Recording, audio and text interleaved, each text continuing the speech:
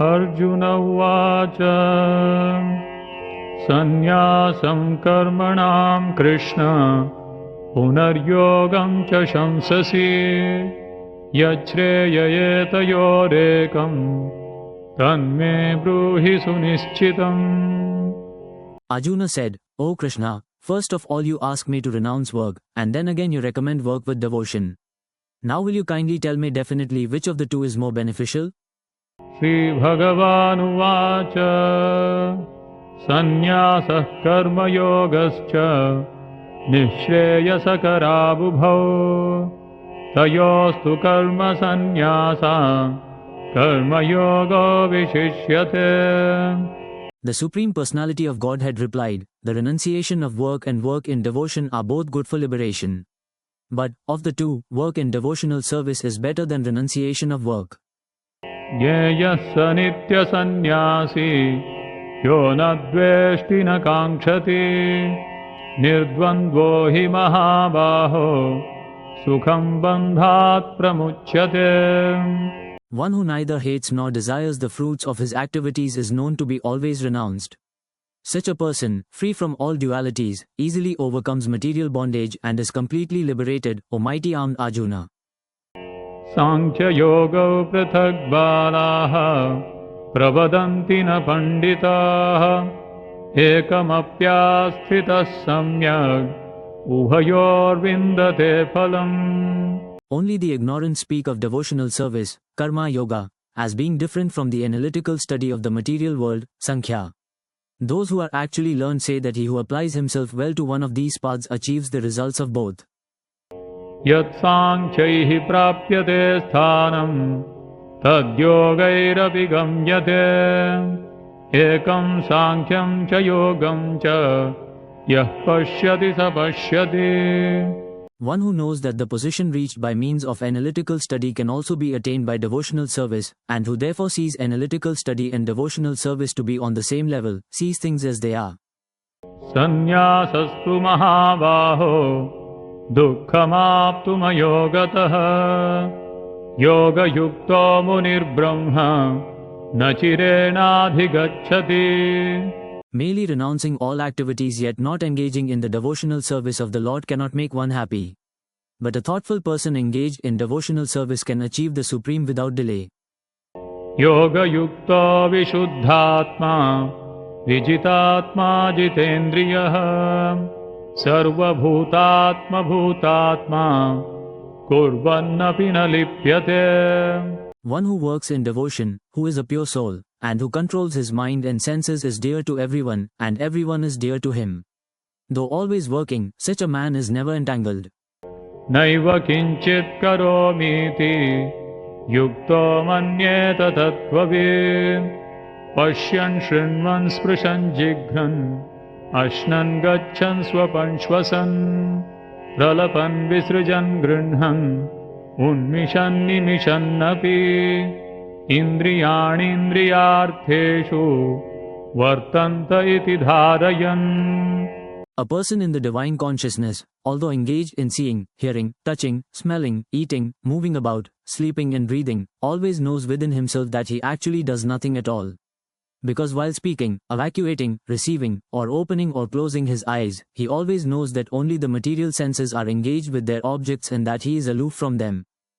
Brahmanyadhaya karmani sangam tyaktva karoti yaha lipyate na sapapena padmapatramivambhasa. One who performs his duty without attachment, surrendering the results unto the Supreme Lord, is unaffected by sinful action, as the lotus leaf is untouched by water.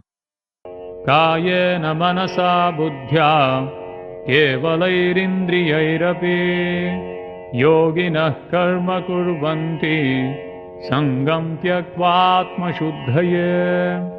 The yogis, abandoning attachment, act with body, mind, intelligence and even with the senses, only for the purpose of purification. Yukta karma phalam tyaktva shantimapnoti naishtikim ayukta kamakarena phale sakto nibadhyate. The steadily devoted soul attains unadulterated peace because he offers the result of all activities to me, whereas a person who is not in union with the divine, who is greedy for the fruits of his labor, becomes entangled. Sarva karmani manasa sanyasyaste sukham vashi navadvare pure dehi naiva kurvanna karayan. When the embodied living being controls his nature and mentally renounces all actions, he resides happily in the city of 9 gates, the material body, neither working nor causing work to be done.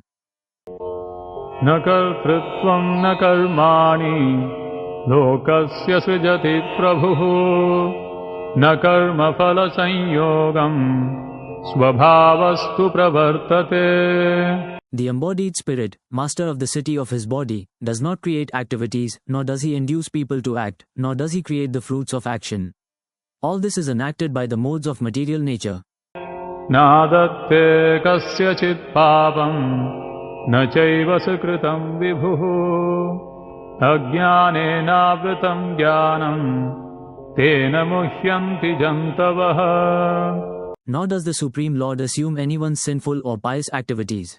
Embodied beings, however, are bewildered because of the ignorance which covers their real knowledge. Jnanena tu tadajnanam yesham nashitam atmanah tesham adityavajnanam prakashayati tatparam. When, however, one is enlightened with the knowledge by which any science is destroyed, then his knowledge reveals everything, as the sun lights up everything in the daytime. Tadbuddhayastadaatmanas tannishthas tatparayanah gacchantya punaravrittim jnana nirdhuta kalmashah. When one's intelligence, mind, faith and refuge are all fixed in the Supreme, then one becomes fully cleansed of misgivings through complete knowledge and thus proceeds straight on the path of liberation. Vidya vinaya sampanne brahmane gavihastini shuni chaiva shvapakecha pandita samadarshinaha. The humble sages, by virtue of true knowledge, see with equal vision a learned and gentle brahmana, a cow, an elephant, a dog and a dog-eater, outcast. Ihaiva tairjitah sargo yesham samye sthitam manah nirdosham hi samam brahma tasmad brahmani te sthitah. Those whose minds are established in sameness and equanimity have already conquered the conditions of birth and death. They are flawless like Brahman, and thus they are already situated in Brahman. Na prahishyet priyam prapya no dvijet prapya cha priyam sthira buddhira sammudho brahmavid brahmani sthitah. A person who neither rejoices upon achieving something pleasant nor laments upon obtaining something unpleasant, who is self-intelligent, who is unbewildered, and who knows the science of God is already situated in transcendence. Bahya sparsheshvasaktatma vindatyatmani yat sukham sabrahma yoga yuktatma sukhamakshayam ashnute. Such a liberated person is not attracted to material sense pleasure but is always in trance, enjoying the pleasure within. In this way the self-realized person enjoys unlimited happiness, for he concentrates on the Supreme. Yehi samsparshaja bhoga dukkha yonaya evate adyantavantah kaunteya nateshu ramate buddha. An intelligent person does not take part in the sources of misery, which are due to contact with the material senses. O son of Kunti, such pleasures have a beginning and an end, and so the wise man does not delight in them.